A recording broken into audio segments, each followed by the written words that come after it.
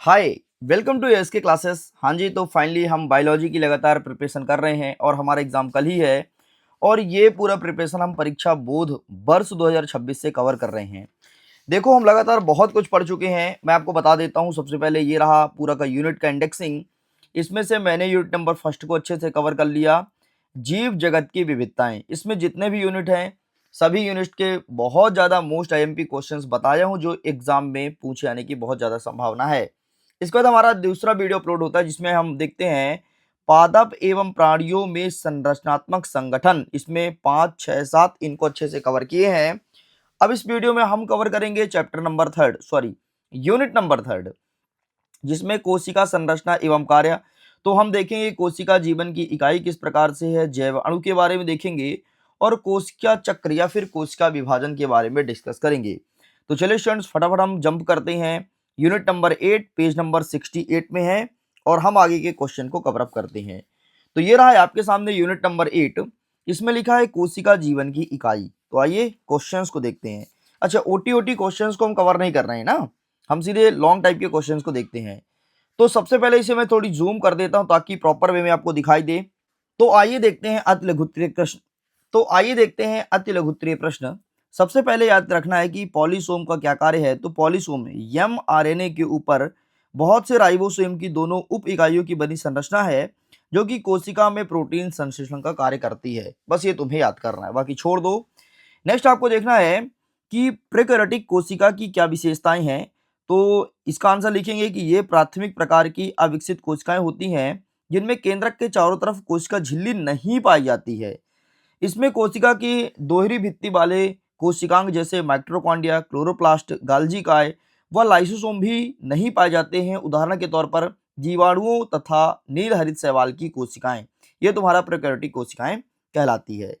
Next याद रखना है कि आखिरकार क्या रीजन है कि लाइसोसोम को आत्महत्या की थैली कहा जाता है।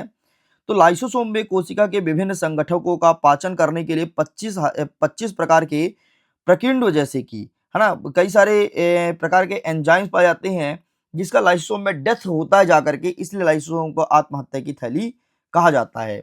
नेक्स्ट आपको याद रखना है कि बस बाकी यहाँ से कोई क्वेश्चन नहीं आएगा, ठीक है, बाकी यहाँ से छोड़ दो, कोई दिक्कत नहीं है, ठीक, बाकी यहाँ से कोई क्वेश्चन नहीं आएगा, इन्हें स्किप कीजिए। नेक्स्ट आपके एग्जाम में क्लोरोप्लास्ट का चित्र देखने को मिलेगा, तो ये चित्र अच्छे से बना करके आना, और ये पत्ती के अंदर जो क्लोरोप्लास्ट पाया जाता है उसी का चित्र है। नेक्स्ट क्वेश्चन बनेगा कि कोशिका भित्ति के दो कार्य लिखिए। तो कोशिका भित्ति का दो कार्य, सबसे पहले न्यूक्लिक अम्ल का एवं अन्य अंगों का परीक्षण करना और तापमान को नियंत्रित करना है।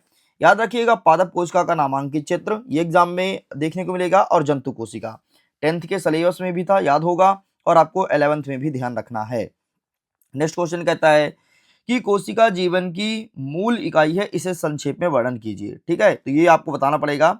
यदि वो एक कोशिकीय जीव का अध्ययन करें तो ज्ञात तो होता है कि ये बहुकोशिकीय जीवों के शरीर के समान सभी कार्यों में स्वतंत्र रूप से करते हैं, जैसे पोषण, श्वसन, प्रचलन, प्रजनन, उत्सर्जन, उत्तेजनशीलता इत्यादि सभी कार्य इनके द्वारा सफलतापूर्वक किया जाता है।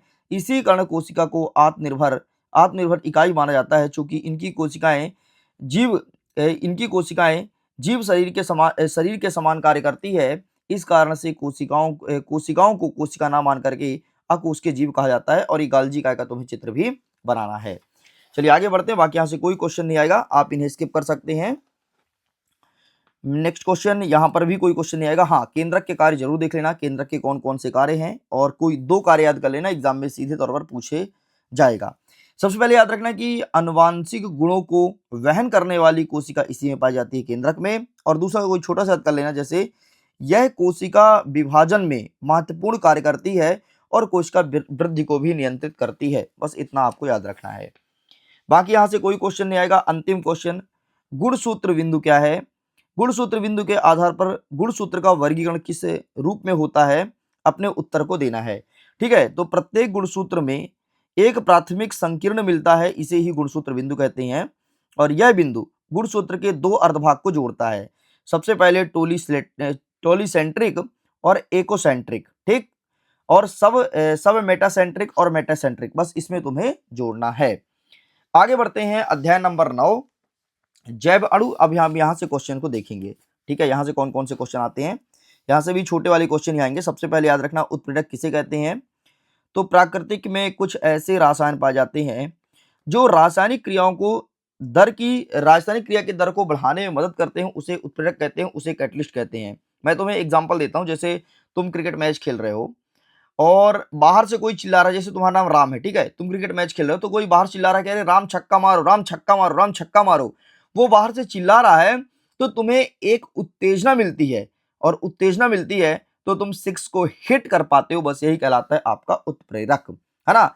मतलब जो स्वयं क्रिया में भाग नहीं लेता लेकिन जो क्रिया में भाग लेता है उसे प्रभावित जरूर करता है, उसे उत्प्रेरक कहते हैं। नेक्स्ट हमें देखना है एपो एंजाइम और हेलो एंजाइम में अंतर स्पष्ट कीजिए। तो प्रकीर्णकों के प्रोटीनियाए भाग में एपो एंजाइम कहलाते हैं, जबकि किसी प्रकीर्णन के प्रोटीनिया तथा अप्रोटीनिया भाग को एक साथ हेलो एंजाइम कहते हैं। बस ये चीज आपको याद रखना है। नेक्स्ट आपको याद रखना है कि गोंद किससे बने होते हैं, ठीक है। तो याद रखना ये क्वेश्चन एग्जाम में देखने को मिलेगा। बाकी यहां से कोई क्वेश्चन नहीं आएगा, आप इन सब क्वेश्चन को छोड़ दीजिए, ठीक। चलिए आगे बढ़ते हैं। नेक्स्ट डीएनए का चित्र भाई याद रखना वॉटसन एवं क्रिक ने बनाया था इस चित्र को। डीएनए और आरएनए में अंतर आपके एग्जाम में देखने को मिलेगा, ठीक। तो आप इसे प्रिपेयर कीजिएगा अच्छे से। चलो डीएनए आरएनए में अंतर पढ़ ही लेना, पूछेगा तुम्हारे 4 नंबर के हिसाब से, ठीक। बाकी कोई चित्र नहीं आएगा, कुछ नहीं आएगा, यहां से छोड़ दो। आगे आ गया नेक्स्ट हमारा यूनिट नंबर 10। यूनिट नंबर 10 कहता है कि कोशिका चक्र एवं कोशिका विभाजन। आइए देखते हैं यहां से कौन कौन से क्वेश्चंस बनेंगे। सबसे पहले याद रखना कि समसूत्री विभाजन किन कोशिका का लक्षण है। तो समसूत्री विभाजन कायिक कोशिका का लक्षण है। और अर्धसूत्री विभाजन किसका है। तो अर्धसूत्री विभाजन पीढ़ी दर पीढ़ी गुणसूत्र को समान संख्या में बढ़ाती है। बस इतना ध्यान रखिएगा, सॉरी ये रहा, ठीक है। नेक्स्ट याद रखना कोशिका चक्र की G0 मतलब प्रशांत अवस्था क्या है। तो वे कोशिकाएं जो आगे विकसित नहीं होती है तथा निष्क्रिय अवस्था में पहुंच जाते हैं, जिसे कोशिका चक्र की प्रशांत अवस्था कहा जाता है, ठीक। ये चीज याद रखना है। नेक्स्ट याद रखना है कि सूत्री विभाजन को सम विभाजन क्यों कहते हैं। तो सूत्री विभाजन को सम विभाजन कहा जाता है क्योंकि विभाजन के अंत में दो ऐसी कोशिकाएं बनती है जिनमें गुणसूत्र की संख्या जनक कोशिकाओं के बराबर होती है, ठीक। तो ये प्रिपेयर करना है। नेक्स्ट बाकी यहां से कोई क्वेश्चन नहीं पढ़ना है, इनको सबको छोड़ दीजिए। चलिए हाँ, अर्धसूत्री विभाजन का क्या महत्व है, इसे अच्छे से पढ़ लेना। अर्धसूत्री विभाजन इसके कारण पीढ़ी दर पीढ़ी कोशिका में गुणसूत्र की संख्या एक समान बनी रहती है। इस विभाजन के कारण जनक के समान ही कोशिकाएं पैदा होती है। इस विभाजन में जीन विनिमय होने के कारण यह नए गुणों को बनने में सहायता करती है, ठीक है। तो ये सारे पॉइंट आपको याद रखना है, ठीक। बाकी यहाँ से सारे पॉइंट को छोड़िए, कोई दिक्कत नहीं है। नेक्स्ट हमारे एग्जाम में देखने को मिलेगा कि सूत्री विभाजन और अर्धसूत्री विभाजन में डिफरेंस बताना है, ठीक है। सूत्री विभाजन और अर्धसूत्री विभाजन, बाकी यहाँ से सब कुछ छोड़ दीजिए। नेक्स्ट क्वेश्चन आपको प्रिपेयर करना है कि पादप व प्राणी कोशिका में कोशिका द्रव्य विभाजन में क्या अंतर है। तो ये भी प्रिपेयर कीजिएगा। बाकी यहाँ से कोई क्वेश्चन नहीं पढ़ना है, सब कुछ छोड़ दो, ठीक। नेक्स्ट आपको देखना है कि समसूत्री विभाजन और अर्धसूत्री विभाजन में क्या डिफरेंस है, ये डिफरेंस आप याद रखिएगा, ठीक है। बाकी इस प्रकार से ये भी यूनिट आपका कंप्लीट होता है। नेक्स्ट आता है आपका यूनिट नंबर 4, जिसको हम नेक्स्ट वीडियो में कवर करेंगे। तो अभी तक हम इतना ही रखते हैं। अगर ये वीडियो आपको पसंद आए तो वीडियो लाइक शेयर सब्सक्राइब जरूर कीजिएगा और ऑनेस्ट रिव्यू दीजिएगा, आपको क्या सब कुछ समझ आया, ये वीडियो आपके लिए कितना हेल्पफुल था, कमेंट सेक्शन में लिखना जरूर, ताकि हमें नई वीडियो बनाने में नई मोटिवेशन मिली। सो मैं वीडियो को एंड करता हूँ। Thanks for watching. खुश रहिए, पढ़ते रहिए, मुस्कुराते रहिए। जल्दी मिलेंगे नए सेट के साथ और यूनिट नंबर 4 के भी सारे मोस्ट एक्सपेक्टेड क्वेश्चन को कवर करेंगे। Thank you so much. Video को एंड करता हूँ। Thanks for watching.